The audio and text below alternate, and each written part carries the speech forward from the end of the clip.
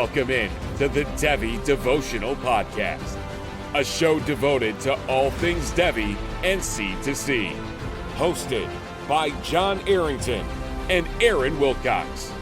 This dynamic duo brings you actionable strategies with player-driven analysis for your Devy and C2C leagues. Let's dive in.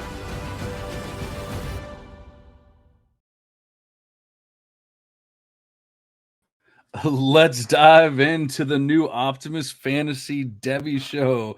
Welcome into the Devy Devotional, where we stay devoted to Devy.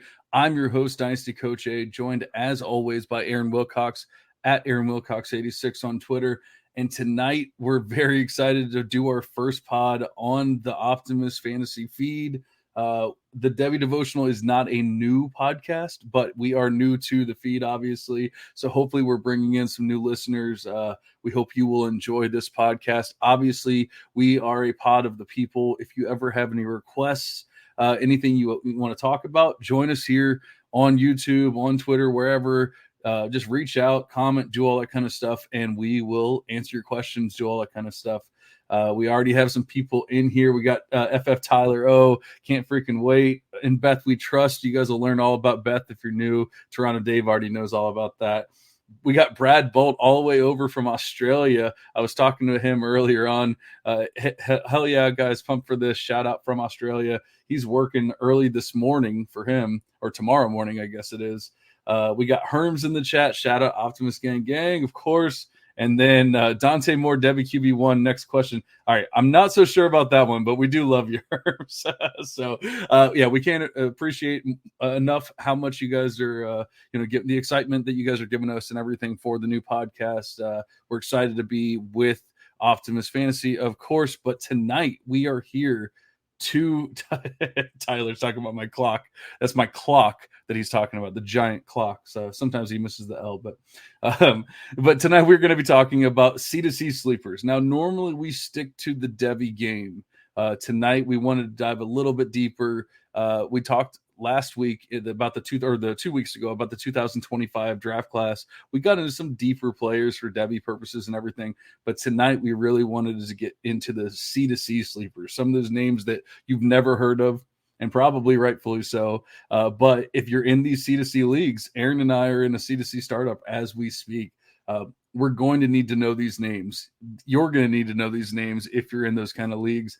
And, sometimes it works out. You get that Kamani Vidal or somebody like that, ends up being a third round pick in your rookie drafts. And you thought it was just going to be a C2C sleeper. And, maybe we'll get one of those kind of players today. But first, of course, I have to bring on Aaron and check you out. How are you doing tonight, buddy? Hey, I'm doing well. And yeah, this is super exciting.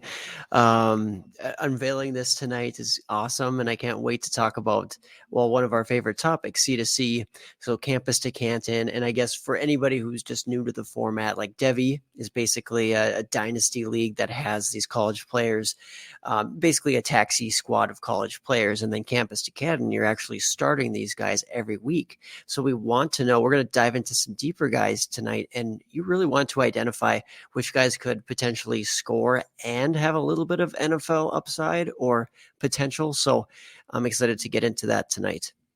Absolutely. So do you have, before we actually dive into the players, do you have a way that you approach finding these sleepers? Because I have my way, which is, utilizing Devy Beth, just seeing who's standing out in the metrics that I look for that maybe show, like if it's a quarterback, the big playability, the big time throw rate, the intended air yards beyond a certain amount, showing that they're actually pushing the ball down the field, scoring big plays. They're not just dinking and dunking. But honestly, sometimes the dinking and dunking can work as well. It just really depends. But, if you're doing it enough, of course, that's going to matter. But for running backs, I'm looking for, PPR points per touch. I'm looking for the big time run rate and things like that. And then wide receivers, it's kind of the same thing, like the PPR points per touch, yards per reception, showing that big play ability. Because I love the players that can score, especially for C2C. They can score you, 12 points on one play, or, whatever it might be, compared to a guy like Luther Burton that's going to get, like 2 points here, 3 points there, that kind of thing. I always got to get my dig in on Burton. That's fair. So to start with, there are always guys deep in drafts where they're stepping into a lot of opportunity. And it's just kind of feeling out which guys actually have a sliver of NFL upside. So, for example, are they Power 5 or G5? So if they're at a lower level of competition, I'm probably knocking them a little bit. They have to be really quite good as a prospect for me to really care about them. In a C2C league, I mean, you can draft those guys, but I mean, you don't want to load up your roster with guys who are absolute like 0% or 1% or whatever it would be NFL chances. You want some guys who could potentially step into something more and go to your NFL squad. So that's the first thing. I'm kind of differentiating, what level are they playing at, and then also the opportunity. So yes, we want talented guys, but we also want talented guys who are getting some sort of opportunity. So a lot of times later when you're trying to dig up some sleepers, they are guys who have maybe been overshadowed or maybe transferring into a very promising situation. And I also, me, I go really deep into the freshman scouting. So for example, if I really liked a guy coming out and then just some sort of circumstance happened where maybe they didn't hit right away, usually they get bumped way down the ranks, and occasionally those guys can really pan out in a big way.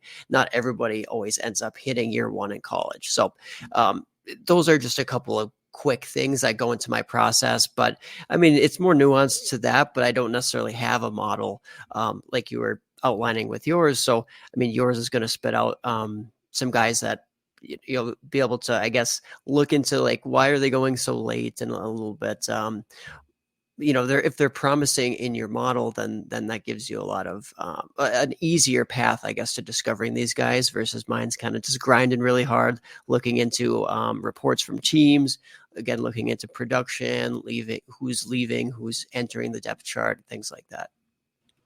I will say sometimes you would think it should be just easy. I just go down a list and pick whoever, but sometimes it's difficult because Devy Beth was created for Devy purposes. Just figure out who's going to make it to the NFL.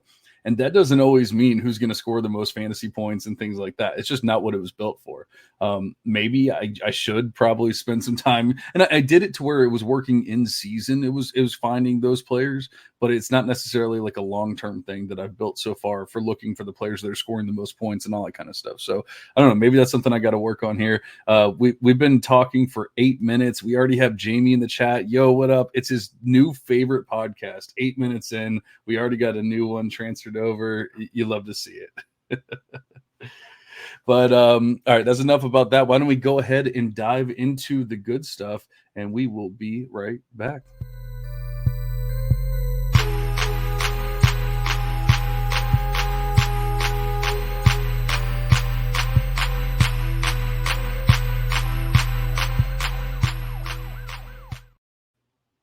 Like I said, right back. So we're going to go ahead and start off here with the QBs. And honestly, we didn't even have any. Aaron didn't have any QBs listed. I went ahead and threw 3 on here. I actually have a 4th that I'm going to be talking about here. But I just figured we had to talk at least about some quarterbacks. At least one of these is probably cheating a little bit, but I feel like Rocco Becht isn't still not getting enough love, and so I'm still calling him a sleeper. He's going as the QB 50 overall in C2C drafts right now, and 183rd overall in ADP. That still seems too low, especially I don't know about Aaron. I do know that Aaron's in a 3 QB league. I'm in a 3 QB C2C league where it's not like super flex. It's none of that. It's literally 3 QB. You have to start 3 QB. And in that, obviously it doesn't necessarily change where Rocco Becht should be going, but the importance of him as a player should be more important, especially for the 183rd overall. What are we talking about? 15 rounds, something like that at that point. So I'd much rather have a Rocco Becht earlier than that. So it's a little bit of a cheating because it's not like a deep C2C sleeper or anything. And he's definitely getting more buzz here. But I just want to, we've talked about him in the past, but I wanted to start the show off with Rocco because I feel like I really feel like he's going to take a big step this year. And so even if he's not necessarily a sleeper, he's somebody that you should probably push up your ranks a little bit.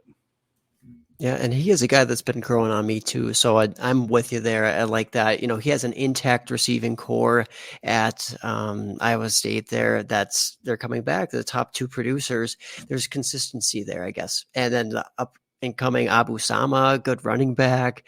And Rocco Beck, ultimately, he's flashed enough traits-wise where he's got my attention. And at the very least, probably a good campus producer this season, and maybe some of that NFL upside. So we know he's young, high upside for maybe multiple years on your roster.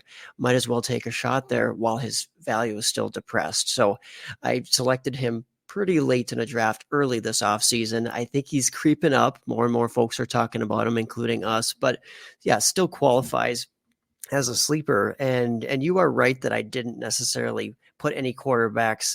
Nobody just came to mind when I was roughly just jotting down some guys onto this list. But I would say maybe another guy to mention briefly is Josh Hoover, TCU quarterback. He's been getting some talk amongst folks in the Devy C2C circles, and he really ended the year on a high note for TCU, and he's been recovering this spring, though, from an injury. So I'm anticipating him to be the starter. That's what the team is reporting, and just know that he's a guy who could score a lot on the campus side, maybe a sliver of NFL upside there. But again, he's somebody who's not going to be the deepest of deep sleepers too. I mean, he's similar to Rocco in that way, where if you're in a supplemental draft, you might have to take him in those mid rounds, but certainly like a guy I just selected in one of my drafts here, which was kind of depleted, but I believe it was in like the 7th round, for example, around that range. So Josh Hoover is a guy I wanted to shout out to. Yeah, I like the Hoover call out. I mean, you don't get too excited about TCU, but I mean, the Big 12's kind of falling apart now. Like they're still in the Big 12, right? Because I keep getting it all mixed up with all the new, conferences and everything. But as far as I'm concerned, as far as I know, TCU is still in the Big 12, and the Big 12 is closer to like the American Conference now than it is to like the SEC or something like that. Yeah, true. So I don't mind the call out there. I have another one that's kind of cheating a little bit. Trust me, these are not all going to be cheating. We're just starting out, we're starting out easy, starting out simple here. But it's Cam Rising. And I really think Cameron Rising out of Utah, I really think that he's just kind of forgotten about a little bit because he missed all of last year, most of last year. I think it was all of last year. But I mean, he put up 2 pretty substantial seasons before that.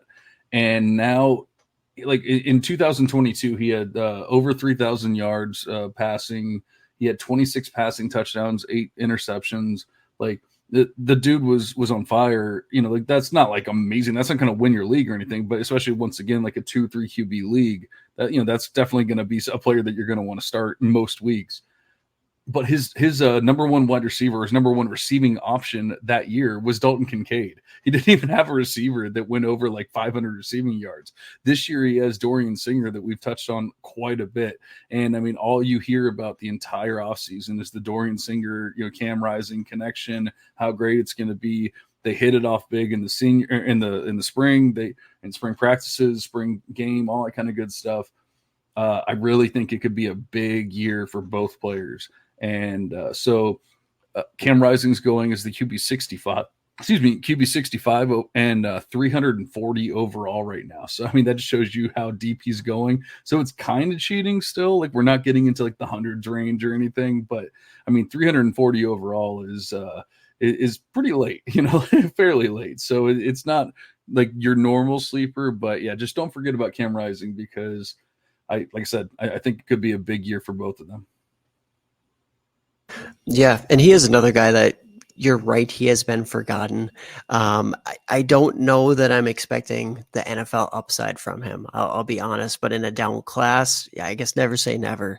And so, like you said, he has that opportunity to put up some points this season, which is valuable in C2C leagues. Like especially if it's a deeper one, or maybe it's just a 3 QB one, some sort of incentive for the quarterbacks. You want guys who are going to be able to, I guess, bring some sort of nice return at a discount. And currently Cam Rising, there's a heavy discount on him for sure. And Herms is in the chat saying, get in now before his ADP starts rising. Ooh, that was good. That was good. You like nice it. Trust me, Brad, we are going to talk about Connor Wegman a lot. Actually, we talked about Connor Wegman last week on the previous podcast. So, I mean, the Cliff Notes, we like them. We will say that, but he's not going to be on our sleepers pod because we like him quite a bit. Right. He is too highly ranked, unfortunately, but that's a good thing for him. I mean, he's a good player. So go check out that past pod. Yeah, he could be a sleeper for the 2025 class, but I don't think he's a sleeper for C2C purposes. I'll give you that. But this player is actually a sleeper. He's completely undrafted in C2C ADP right now. And I don't really understand why, except for people hate Pitt. They hate Kenny Pickett came out and was terrible in the NFL. And so no other QB could ever be good for anything or whatever. But Nate Yarnell was really good towards the end of last season. I've talked about him a couple times now, but like nothing seems to change. When the first time I brought him up on the pod, you kind of gave me this look like, who the hell are you talking about? And then I proceeded to go over the stats of the two games. One of the games was a bowl game, so obviously it was pretty important, and he just smashed in those games. But I didn't have a guarantee that he was going to be a starter or anything like that. Since then, he's actually been guaranteed the start. Like the coaches come out and said, he's the starter, he's our guy, blah, blah, blah. So now we have this 6'6", 215-pound starter that's basically guaranteed to playing time. And in basically two games of playing last year, he threw almost 600 yards and 4 touchdowns. So you're telling me you don't want that player? You don't want to draft that player at any point in your draft? Like it makes no sense to me. So this is a true sleeper here. Nate Yarnell out of Pitt, not getting any love whatsoever, except for by the Devy Devotional. And hopefully you guys will be able to take advantage of that. I know I will be in all of my C2C drafts. Yeah, I don't mind that as far as like a deep sleeper, like end of the draft type of guy, because ultimately they did bring in former Alabama quarterback Eli Holstein, who was a freshman after last season. They brought him in this spring, and at this time, Yarnell is still the starter. The coaches, like you said, have said that, but that doesn't mean that a talented former QB9 in the entire class, Holstein last year, he has an opportunity to certainly take that job. I'm not a Holstein truther or anything like that. I did not think he was good enough to start at Bama, but good enough to start at Pitt, potentially. But like you said, it's a cost thing with Yarnell. Take a shot on a guy who has flashed, and everybody seems to be quite down on the Pitt team, and maybe that's deserved, but we'll see. And if I may, I want to throw out just another quarterback sleeper here, but that would be a guy going to USC, Jaden Maeva. Actually. So, I just don't know that we can really depend on Miller Moss as the QB there at USC. The guy is just, he's been behind Caleb Williams. So I guess at the end of the day, you can't hold too much against him for that. But Maeva's coming in and he has some legit starting experience. He really flashed this last season. He had a pretty impressive game log there. And I've been hearing some good things. Not that he's overtaken Miller Moss yet, but Miller Moss, he's had some days where he struggled this spring. So I think at the end of the day, Moss is definitely not safe. You've seen Lincoln Riley be able to pivot off of guys like Spencer Rattler, who have been the locked in starters. If a guy behind him is better, he's not afraid to do it. Especially with USC always having high expectations of a functional offense. So I think that Maeva, he's kind of a sleeper at this point. He's maybe not the last couple rounds in a supplemental, but 8th, 9th, 10th, 11th. You might see him there in your league. So certainly keep an eye out on him or eye out for him. I think he's a talented kid for sure. I was actually going to mention Maeva, but I looked at his ADP and it definitely seems like it's creeping up there. So that's why I didn't include him. So I don't mind bringing him up or anything, because obviously every draft's going to be a little different. Maybe he slips through your draft and, you're able to, pick him up pretty late. But it seems like, especially for the C2C boys, they're pushing him up. He's getting into the 30s or something like that for their rankings and everything. But yeah, like I said, I don't mind the call at all, and I was going to it as well, because we've never been. I can't even think of the other guy's name right now. We've never been Miller Moss. Miller Moss. Yeah, we've never been Miller Moss fans at all, and I've been one of his biggest opponents. So But the funny thing is, I actually have Maeva and Moss like ranked fairly similarly, but I have Maeva 2 spots ahead. So I guess I'm a huge Maeva guy. I guess so. And he actually just went in the 10th round of my supplemental. And this is a 3 QB league, which is Oh, wow. depleted free agency pool. So, I mean, that's certainly kind of late. Yeah. So just check No, your that is late. leagues. Yeah. Keep No, them yeah. in that That I queue. mean, if you can get them around that price, that's amazing. Because Miller Moss is not guaranteed anything. That's the best way to put it, Like, and so if you can get a guy in the 10th round of a supplemental and a 3 QB league, yeah, that's amazing. The only other quarterback I want to touch on is we're not even going to spend a lot of time on him is Hank Brown out of Auburn. I can't go through a quarterback pod and not talk about Hank Brown. He has not been guaranteed the starting position like I thought he was going to so far. Peyton Thorne is just a god awful quarterback. It's kind of like what we were just saying with Miller Moss. Like, he's just not good. And so I really feel like Hank Brown's going to get a shot at some point, and I feel like he should be he should be considered a sleeper, especially for C2C purposes, because we're excited about that Auburn core, wide receiver core and everything. We're excited about that Auburn offense for once, which is pretty weird to say, but we should probably be excited about their quarterback as well. I'm not excited about Peyton Thorne. I can promise you that. And Jamie, it says where we've been all of his life. This is freaking awesome. Well, we appreciate you, buddy. You're awesome. So, speaking of awesome, it's time to get into the awesome running backs. We already know that the 2025 running back class is pretty awesome, but we still have some sleepers out there. So we got some running backs now that we're going to talk about. And I think that the first one is a player that we talked about probably about 3 or 4 pods ago. And I feel like he would be getting a lot more steam if maybe he was a slightly bigger. But, I think he actually maybe gained a little bit of weight over the offseason and everything. So maybe he can hit those thresholds where people start getting excited about him. Why don't you start us off with the first running back here? Yeah, so that's Jadarian Price. He's a Notre Dame back, going to be a third-year player. He missed his first season, the entirety, I believe, just due to that Achilles injury, but he actually bounced back quite nicely considering the severity of an injury like that. So he was a good recruit coming out, and then this last season, even behind Audric Estime and having to compete with other backs in that backfield, he flashed, and he certainly in that very final game of the season kind of asserted himself as potentially that next guy up. And we want that guy at Notre Dame. Every year, that seems to be a very profitable position to be in. And I mean, Price, he has some of the recruiting pedigree. He has enough size. You touched on it already. He's listed around 201 to 203 in every current source I can find. But if you look at some of the pictures out there too, I mean, the guy looks like he's about 210. So I'm not going to speculate too much that he's for sure 210, but I think that there's certainly a good chance that he's going to be 210 by the time he gets to the NFL. And we like that. That's like a Jonathan Brooks type of build.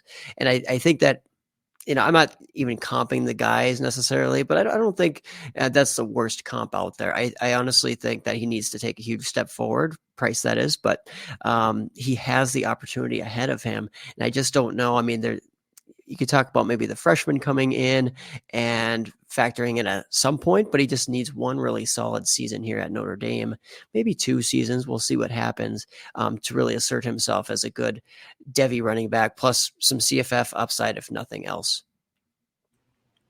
Yeah, I like the call. I actually had him listed at 190. So if you're seeing closer to 200 or a little over, that's just that much better.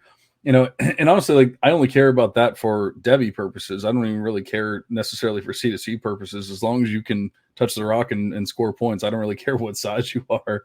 But, obviously, Deuce Vaughn was an amazing player for C2C purposes, but, he was a teeny tiny guy and is not scoring points in the NFL for us. So, I don't care about that. But honestly, like, I might even start considering Price for NFL purposes, for Devy purposes, if he's over that 200 range, if he can stay over there. And, we've talked about Kedren Young, I should say, how we love him, or at least I loved him. I think you were on board as well. But that doesn't mean that Price wasn't an exciting player. I think more than anything, it's getting it's getting Jeremiah Love the hell out of there, getting him out of the mix. If we could get a 1-2 punch of Keedron Young and Jadarian Price, I'd be pretty damn happy. I mean, Price has the almost 11% big time run rate. He has the PPR points per touch. He's not a huge player in the receiving game. Like he doesn't have like a huge receiving profile or anything like that. So, that's a little bit of a knock for C2C purposes because you're not going to get those PPR points and everything, but he can break those big plays. So, I still, especially as a sleeper, I like the call. And he's going as RB 77 and 272 overall in C2C drafts right now. So, I mean, I definitely would have him much higher than that.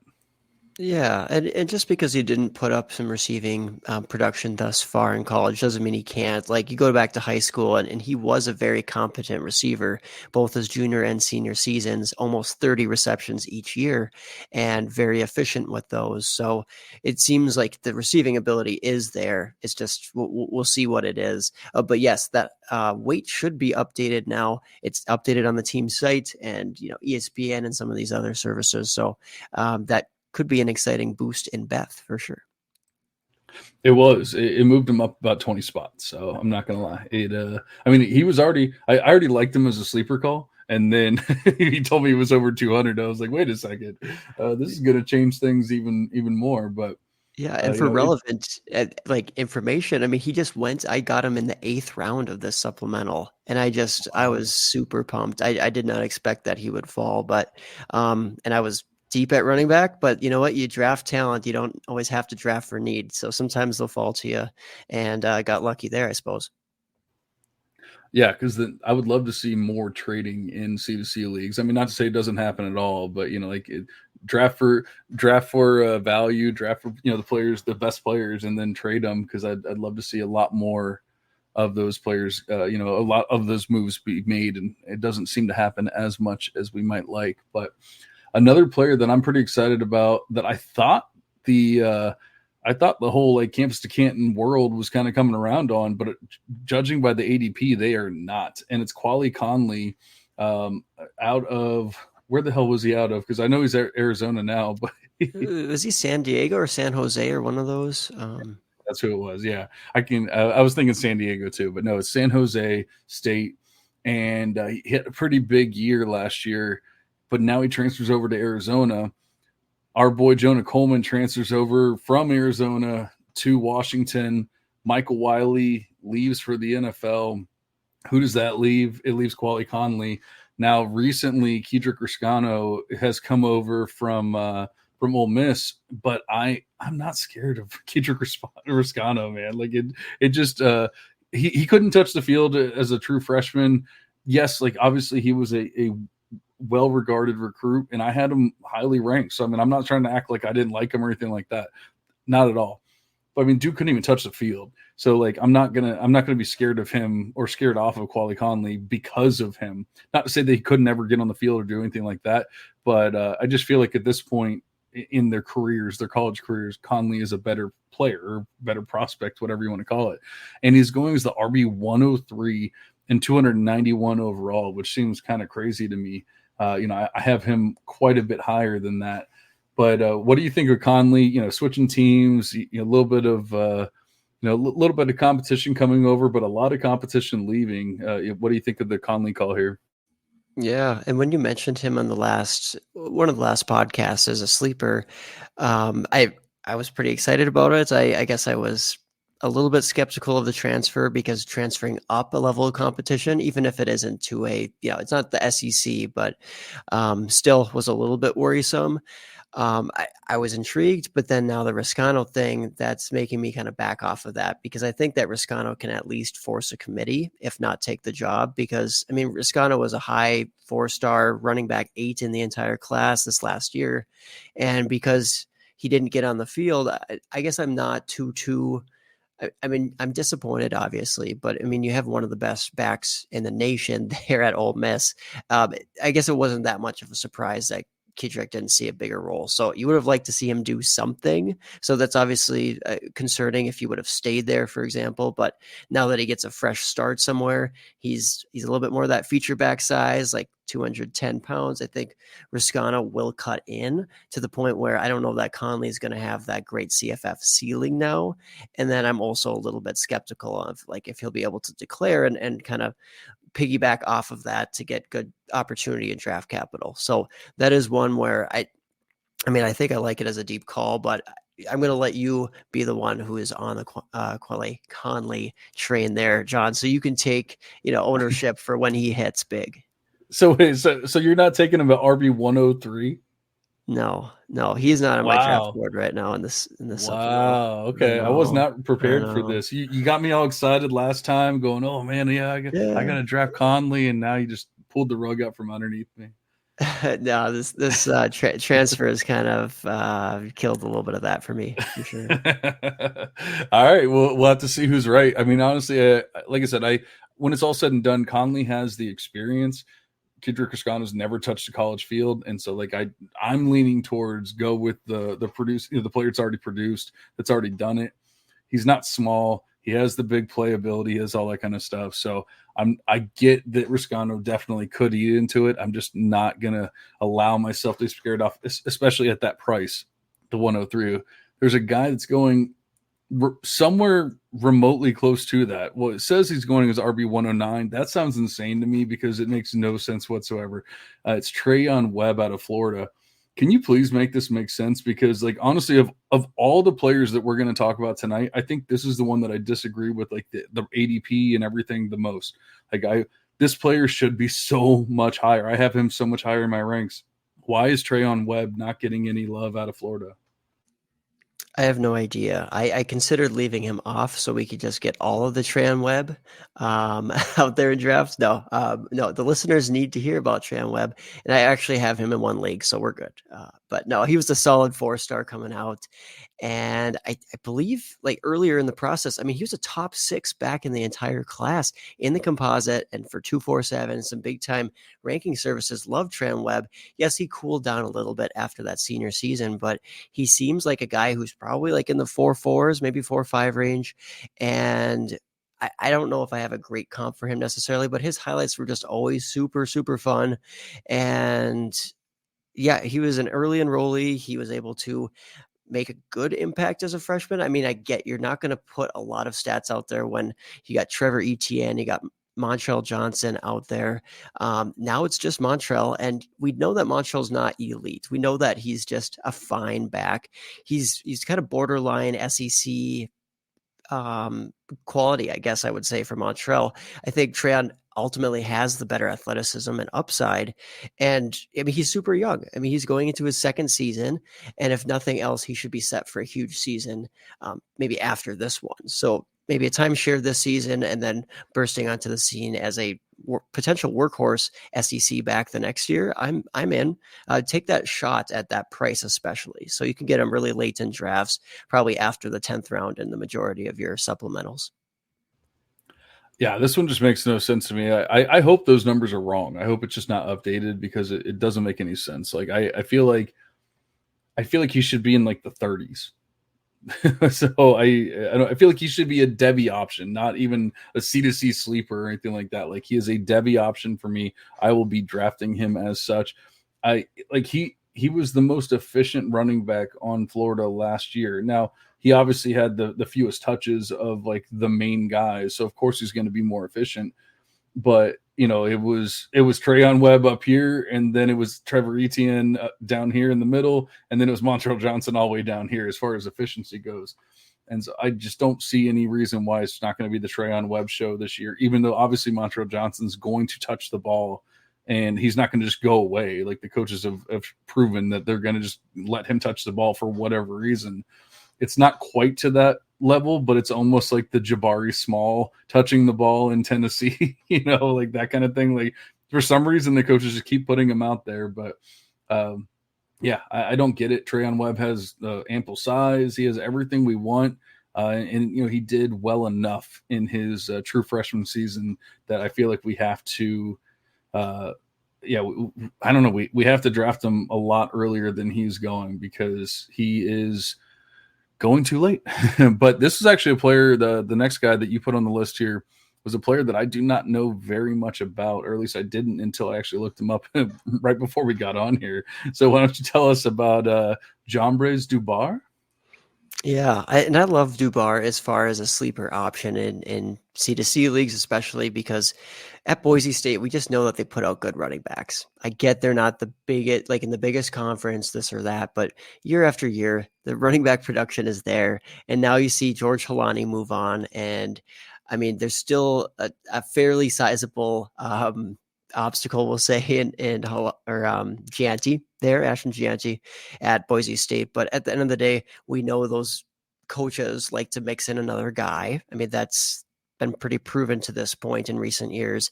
And Dubar just really fits. I mean, he was able to be a very efficient producer in high school. He was a 10.6 guy in track. That is very fast if you're not familiar with track times. And he's 211 pounds.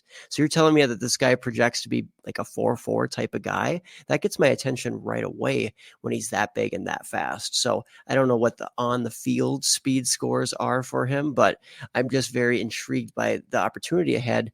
Another one very similar to Webb, where I don't know that he's going to have a huge ceiling this year, but he's a great handcuff at the very least. And then the next year he'll take over, most likely at Boise State. And we know that that succession can be very profitable for your C2C teams, for your CFF lineups, and potentially for the NFL, because we know Boise State is one of the exceptions if we're talking about lower levels of competition, putting out NFL quality backs, while we know Boise State can do that. I get your arguments for it, and I mean, he obviously is gonna take a step forward as far as touches and things like that because of Halani leaving. I do believe that, so I don't mind the handcuff call and all that kind of stuff. But just looking at what he did in a small-ish sample, but still a decent enough sample where you could probably say it's fairly real. It's not like he touched the ball 8 times or something like that. He touched the ball almost 70 times last year, and he had 0.7 PPR points per touch, which is pretty damn low. And he had a 4.7 big time run, 4.7% big time run rate. That is not what I want to see. I can forgive the small receptions per game and all that kind of stuff because it was a smaller sample. So, like, I'm not even going to talk about that.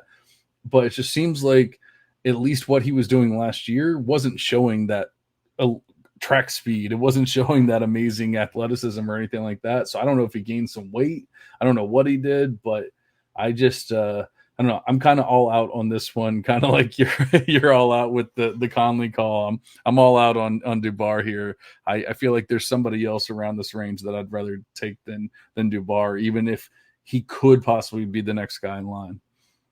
Yeah, I mean, I think that there's lots of options around that range which you could pivot to, but you look at what George Halani has done at Boise State. He has multiple 1,000+ yard rushing seasons, and he's been less efficient in every one of those than Dubar was as a freshman.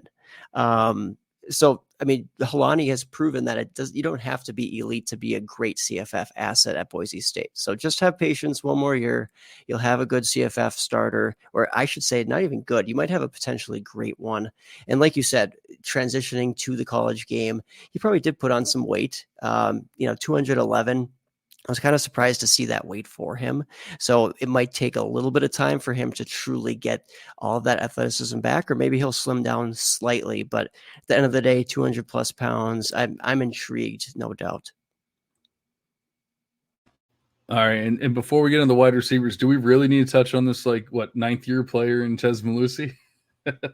No, I mean, he just as like a super deep guy, like, could he be the next Wisconsin back is kind of that train of thought. Like he was somewhat efficient this last season I wouldn't say a tiny sample size by any means, but there's not really anybody else there at Wisconsin this year. So you know how people go crazy for those system backs, that kind of thing. So he could put up a little bit of flex worthy starting consideration this season, potentially like a late round guy for the NFL draft. He's going as RB.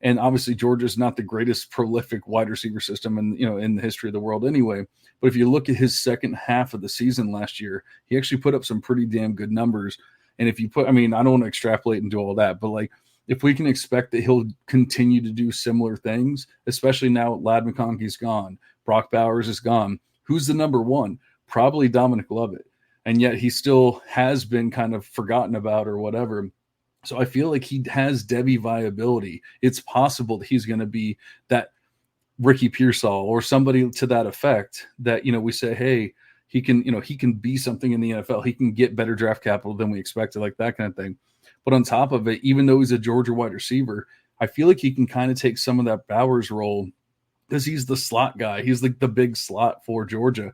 I feel like he can kind of take some of that Bowers role and maybe put up 1,000 yards, like maybe be their first 1,000-yard wide receiver and God knows how long. I don't even know. You might have that information for us, but I feel like he might be able to do that. And maybe he's not that guy that's going to go out and win your CC league, but he can actually score you some points and have that Devy viability while he's doing it. Yeah, I do think that with the presence of McConkey, and not that McConkey was purely just slots, even though that's where he projects at the NFL level. There had to be some overlap with Lovett, and that probably also deterred his production, definitely influenced that. And like you said, Brock Bowers being there. But yeah, Lovett, he's demonstrated very good skills at the college level. I don't know if they're elite, but they are good. And now he's going to be potentially one of the top guys for who everybody's saying is the QB1 in the 2025 draft class. So that's exciting alone. And it's going to be a great team too. It's going to be a successful college team. Lots of eyes and scouts at those games. So yeah, Dominic Lovett, he's a good one to shout out. And like you said, his ADP is all over the place. So maybe he's not available later in your supplemental drafts. Maybe he was drafted the year before. He might not be in there at all. But at the end of the day, if you're doing a startup or otherwise, you can get him still fairly late, I would imagine. Yeah, I'm guilty. I drafted him way too early last year. Obviously it didn't work out great for my CDC rosters, but now, like I said, I feel like he might have that Devy viability. So I don't really hate it. Like, if he ends up being a Devy player, I'm not going to mind. I want to say I took him in like the 5th round or something like that of supplementals. Like, I'm not going to hate that, if he ends up on my NFL squad. So another player that might have that opportunity here going to USC is Jacoby Lane. And I think you're getting pretty excited about him. He's another one that it's kind of cheating. Well, not really. He's another one that it seems like he's rising up just as quickly as Lovett. And I think it's more spring practices, spring news, like that kind of thing. All of a sudden he's on radars. And so like ADP's catching up now. So I don't know if he really truly counts as a sleeper anymore, but I will say that like I'm fairly excited about, what he can do. I don't love the quarterbacks, unfortunately, but they're going to have to throw to somebody. Yeah, and it is a great system, regardless of if the quarterbacks are executing it perfectly or not. But and we're not a podcast who harps on vacated targets and this type of thing. But in reality, somebody has to step up there. They have Zachariah Branch, but then after that, it is wide open. And I don't know if Mekhi Lemon, who's playing defense half the time, he's no Travis Hunter out there. We don't really know how he's going to factor into the offense. I guess we do have Deuce Robinson, but I guess they're similarly big guys. But Jacoby Lane, he was able to really flash even more so than Deuce Robinson towards the end of the season, at the very end. And then we see Taj Washington vacating over 1,000 receiving yards. Brendan Rice, almost 800 receiving yards. Mario Williams, 300 receiving yards. Dorian Singer, almost 300. And you just go down the list. It's like, wow, somebody has to catch the ball there. Zachariah Branch isn't going to catch 200 balls for 2,000 yards. It's just not going to happen. So at the end of the day, Jacoby Lane, he's very smooth for a big wide receiver. Like, he truly is kind of like a Drake London. I know that sounds like maybe a lazy comp with the school and everything like that, but he's smooth. He has great big hands. He's not as physical as London is. So he needs to build that. Lane needs to continue to bulk out that frame. He's a bit scrawny or skinny, but he's been working on that. He certainly has bulked up considerably since stepping foot on campus, and there's just nothing but positive buzz about him coming out of the spring. So certainly is a riser, but you can get him late. I think he went in double digit rounds in a early season supplemental this season, and in the draft I was just in, I want to say maybe like the 9th or 10th. So certainly is falling in drafts.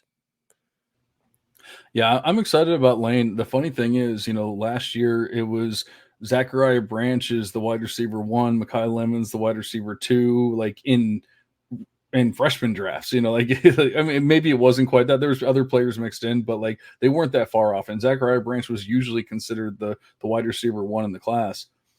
I don't have Branch or Lemon in my top 2 USC wide receivers. So I have Lane and Deuce Robinson. And I still I feel like Deuce had a quiet, really good true freshman season, all things considered, who was there, the scheme, the offensive system, all that kind of stuff. I feel like Deuce had a pretty damn good true freshman year.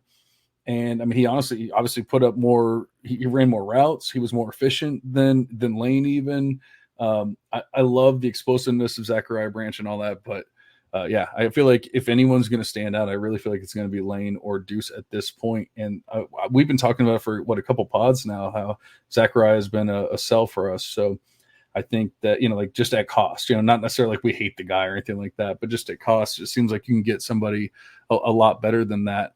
And I had another point and I completely forgot my, oh no, I was going to say, are you comping him to Drake London just because you got a cheap Drake London for $45 earlier today in our C2C draft? Is that why? That's my first Drake London share, so I haven't really been able to watch a lot of London lately, but they certainly remind.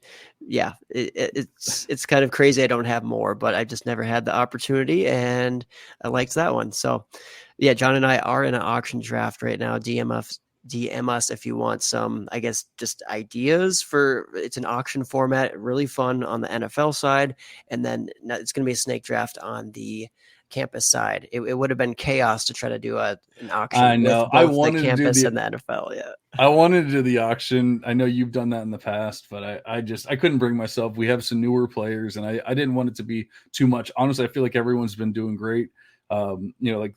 Keeping up with things. No one's really been lost or anything like that. We have quite a few trades that have already happened, so it's actually been an amazing draft, an amazing process so far. So I do appreciate that. But yeah, Aaron got a cheap Drake London, and I'm not very happy about it. But unfortunately, I was not in a position to block him. So I have quite a few good wide receivers myself, though. We'll see who has the best wide receiver core when it's all said and done. But speaking of the wide receiver core, NC State has a brand new wide receiver core, and you added a player to our sleepers list. Then I added another player to the sleeper list from NC State. And honestly, I'm pretty excited about both of them. But I will say my player is a little more proven than your player, but maybe your player is a little more has a little more of a pedigree than mine. You want to talk about the players? Yeah. I'll announce both of them, and we can kind of talk. I'll talk more about one, and you talk more about the other, perhaps. But Noah Rogers was the guy I listed going to NC State, big time Ohio State freshman this last season. Well, I should say big time recruit, but not producer, because he did not play in the regular season. However, or I don't know if maybe he played, he didn't register statistics, but at the end of the day, he was just such a talented guy. He was right there after Carnell Tate in the spring. He was lighting it up in the spring game for Ohio State. He just never found his way onto the field. So we know that's a deep room. If you're going to be a year 1-0, that's a pretty good excuse being at Ohio State. But I will say you always have to be concerned when a guy doesn't do anything. But there's been nothing but additional steady beat drum and praise out of NC State for their offense, and especially for Noah Rogers at the wide receiver position. So he was just a guy that I loved coming out of high school. Very physical, but enough athleticism and movement skills to be an alpha type of guy.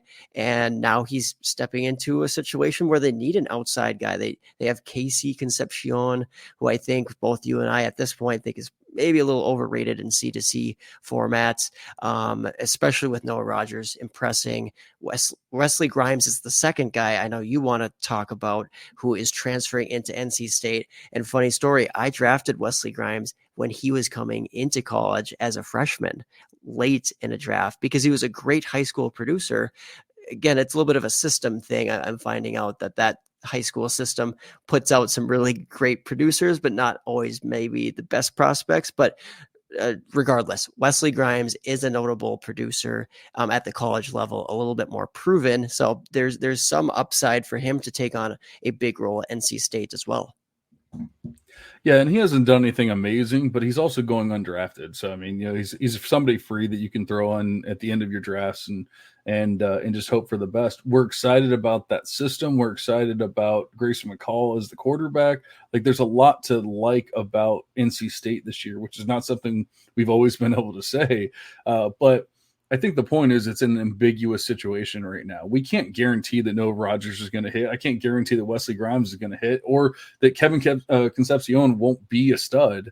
But we just looking at what Concepcion did last year, it just seems like it was like the only guy in town kind of deal. Now, maybe we're wrong, and maybe he's just going to be a stud and like we should draft him wherever. But I feel like there's something like somebody else can step up. And if somebody's going to step up, I feel like Grimes might be that guy because he's the big play guy. That's what he was, at least at Wake Forest. He didn't put up a ton of yards or anything, but he had that 17 yards per reception. He put up 4 touchdowns, the most of anyone, or tied with with anyone else for the most touchdowns for that. While he wasn't a prolific player or anything like that, but he was that big play guy. So if we're looking for Grayson McCall to be able to find somebody, I don't think it's going to be Concepcion. That's not his game. He's more of the underneath, slot kind of deal, whatever, dinks and dunks. And I'm not saying he won't get his, but if we're looking for that big player, then I think it could be Grimes when it's all said and done, or very well could be Rogers, because I know you were maybe not in love with them, but you saw something when he was going to Ohio State where you're like, hey man, this guy could be something. So maybe he just needed to get away from Ohio State and actually get somewhere where he can get into an ambiguous backfield and or a wide receiver core and then actually get on the field. Yeah, well put. All right, so the next one is, and I put these in order of how they were going in ADP. So it's not necessarily the order of how we feel about them or anything like that, because I have somebody a little bit later on that I'm like, I love this player and he's going undrafted. But Jalen Moss out of Fresno State, he already put up a pretty damn good year last year. He's going as the wide receiver 96 and 261st overall. And yet, nothing's truly changing for him. He's still at Fresno State. He's still probably going to put up, pretty good year. He's going to help your C2C team. I don't think he's ever going to be Devy viable. I don't think he's going to be an NFL player or anything like that, but he's going to score points for you. So it just 96 just seems a little too low for me. Maybe you grab him at wide receiver 80 or something, because I feel like he could probably take a step forward. He's not super old or anything as far as I know. Yeah, right. He was redshirt freshman this last season. So I think that's a big part of the intrigue here as a sleeper. It's potentially a multi-year starter on the campus side. However, we do have to be a little wary with this era of the transfer portal. Guys can transfer in and or out really easily. So you can't really bank on multiple years for some of these CFF type of producers.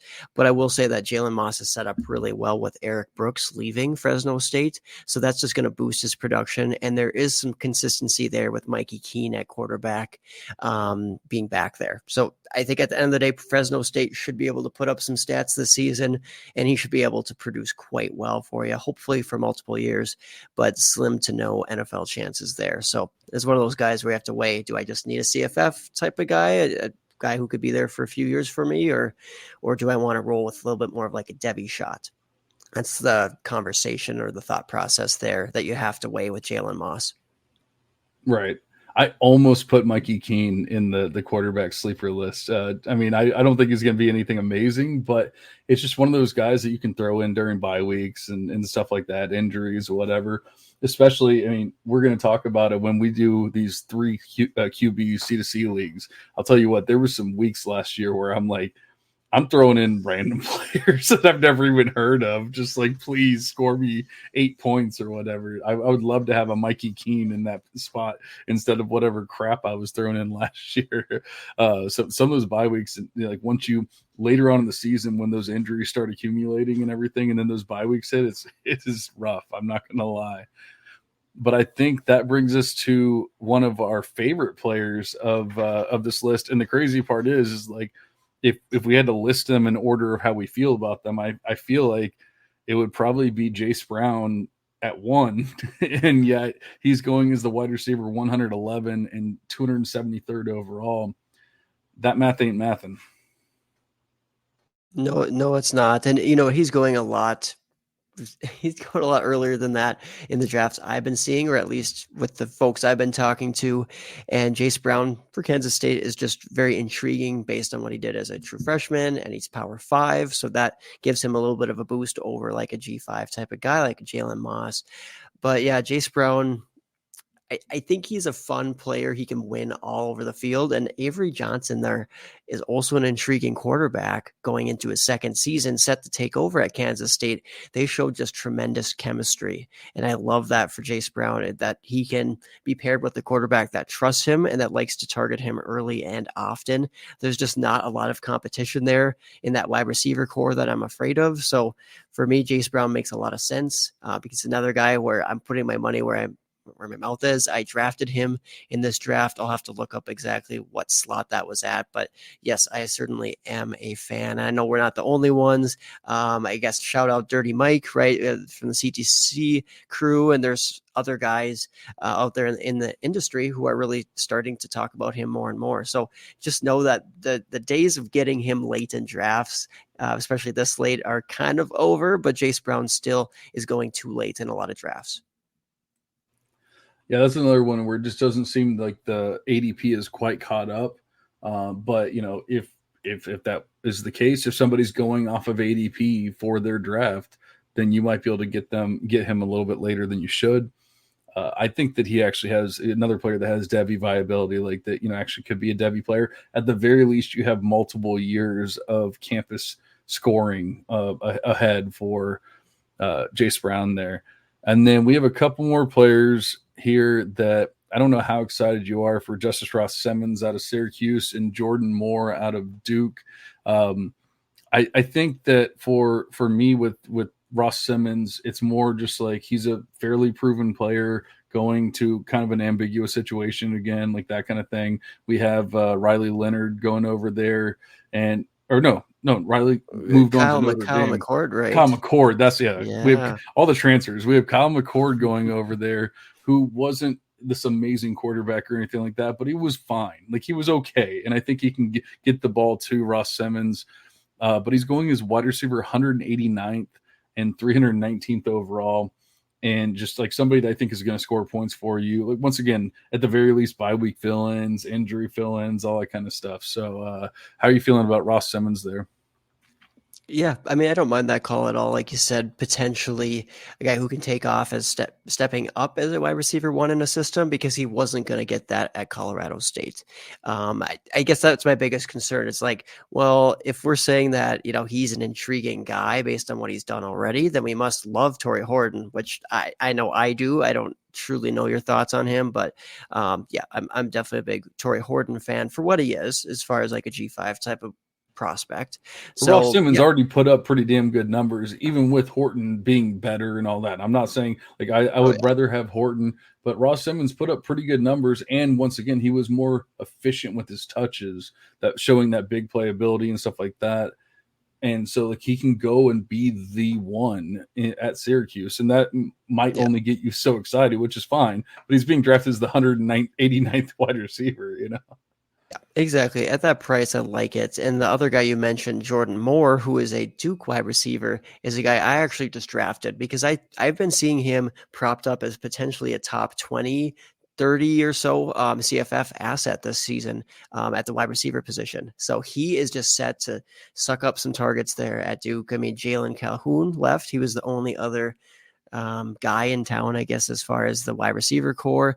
Jordan Moore is somewhat proven. So he's a converted quarterback. His first season he came in, he was going to play quarterback, and they're like, nope, you are way more talented at wide receiver. So let's just put you there. It took him a year to really figure it out, but he produced right away that next season. And then this last season, he was a little bit banged up. So I think that affected his production a little bit, but he started to come on and he showed again good production. I think 800 some receiving yards, and now he's set to take a step forward.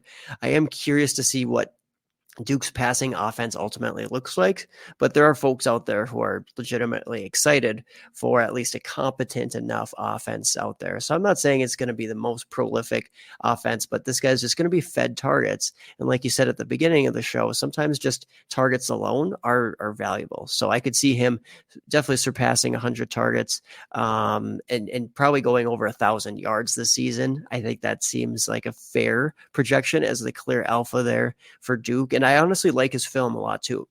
Very smooth, very slippery, versatile type of player. Not the most dominant physically, but I do think that the smooth agility, jukes, those types of moves, those subtle moves that he puts out there are intriguing. So I think Jordan Moore is set to have a very good season. Another one where it's like, well, might as well have a good CFF starting option, or at least a fill-in for your starting lineup on your team this late in drafts. Heck yeah, sign me up for it. Yeah, I like the call. I'm a little concerned with Malik Murphy being the quarterback, and like what's going to happen with that. He was definitely not the greatest at Texas, but I really wonder if Moore could be like a 5th or 6th round pick in the NFL draft. Like I don't think he's going to be amazing, but I feel like he can kind of sneak in there. You were talking about Jalen Calhoun was an undrafted free agent, and like I don't hate Calhoun. So if I don't hate Calhoun and Moore's better, then like maybe we can get that like 5th, 6th, 7th round pick for him. And it's some kind of Devy viability, whatever. But that's going to bring us to another undrafted player, and like one of my favorite players that is going undrafted. I actually have him 2 spots, and this is probably wrong, but I have him 2 spots ahead of Jace Brown in my ranks right now, and I love Jace Brown. So like I said, this is probably wrong, and my system completely just froze, so I have nothing to go off of. But I will say that Jordan Faison from Notre Dame, he's going undrafted in C2C ranks and everything as we speak. But in a smallish sample as a true freshman, he showed big playability, and like people are really. And the thing is, he's more like. He's considered more of the slot wide receiver, but yet like he's showing big playability from the slot, and people really are all about the other slot wide receiver out of Notre Dame. But I really feel like when it's all said and done, it's going to be Faison that ends up hitting because I don't know. Like I don't love Riley Leonard, but Faison has done enough to where I can see I got everything back here. It's 17.7 yards per reception as a true freshman, a 13.3 ADOT, which they have him listed as the slot receiver. 13.3 ADOT ain't no slot receiver, or if it is, they're doing something pretty special with them. 3.8 PPR points per touch, which is pretty damn good. 3.49 yards per team pass attempt as a true freshman. And nothing amazing in the market share or anything like that, but once again, a true freshman. So yeah, give me some Jordan Faison. But the thing is, like, you're not paying anything for him. Like, you can literally throw him in at the end of drafts, but like the dude might actually be a legit stud. And it's not like Notre Dame isn't putting anyone into the NFL or anything like that. So yeah, I love Faison here. Yeah, Jordan Faison seems like one of those guys where he's just going to continue to grow, I guess, in his involvement within that offense, because there are guys exiting that Notre Dame team, and there's certainly opportunity there. Now they're bringing some guys in, but I guess ultimately, I just don't really. I don't really know what the true upside is with Faison. Is he going to stick to football? That's another question too, just because he's such a good lacrosse player. But I mean, again, you make so much more in football. So if he has a chance to be a really, like an NFL type drafted wide receiver, let's say, Faison might just choose that route. So he has some of the movement abilities. His jukes are kind of crazy. So he's very elusive, but like you said, he's also explosive. He can win down the field, but he is a little bit more of that slot or inside type of guy. So I am curious to see how Notre Dame ultimately, I guess, uses him. And I am a little bit skeptical of the CFF upside, but that did not stop me from taking him in this supplemental draft. So I took him in the 11th round, actually. So that was one of the guys. Like Jacoby Lane actually just got he was selected ahead of me. So I had to pivot to Faison there. So not mad about that whatsoever. I love it. You're going to have to take him earlier than that in our draft. I can promise you that much. But yeah. we have the boss in the chat saying, make sure you like this video, subscribe to the channel. Of course, obviously, we really do appreciate you guys listening to this brand new team and everything, whatever you want to call it. Obviously, the podcast isn't new, but we're new to Optimus Fantasy. We need as many likes and subscribes, get as many eyes on the new team as quickly as possible. So if you enjoyed this at all, like it, subscribe it, do all that kind of stuff on YouTube. Make sure you check out Optimus Fantasy on Twitter. Check out Aaron Wilcox on Twitter. Check out me, Dynasty Coach A, on Twitter. Do you have any idea what we might be talking about next time? This time of year's a little rough. We don't always know exactly what we're going to talk about for the next pod. But Aaron, do you have any ideas moving forward? Because last time we said, hey, we're going to do C2C sleepers. Like we promise you guys. So do we have anything for the listeners this time? You know what? Just speculation at this point. But you know me, I'm always coming up with some ideas. We'll have something fun. I mean, we covered the 2025 class this last episode. Maybe we could do a sneak peek at 2026 class, or again, maybe covering some incoming freshmen again. We've covered that in the past though. So if you want to see some of that freshman specific content for your supplementals, or if you're just curious to see what the landscape looks like with some of these guys coming into college football, we have covered that already too. So go back and certainly listen to that episode. Yeah, the 26 class might be an interesting pod because there's hardly anyone that's actually proven. So it might be a lot of discovering who you like, who I like, and all that kind of stuff, and just trying to figure out who the hell is going to hit in that class. Because right now it is wide open. But once again, make sure you're following everyone. Make sure you're following Optimus Fantasy. If you enjoyed this pod and it was your first time listening, we want to hear from you. So whether it's hitting us up on Twitter, sliding in the DMs, or just joining us on the next podcast, and we love, obviously the comments throughout, answering questions. We love doing all that kind of stuff. But for now, we're going to go ahead and cash out. We really do appreciate each and every one of you guys. Thank you.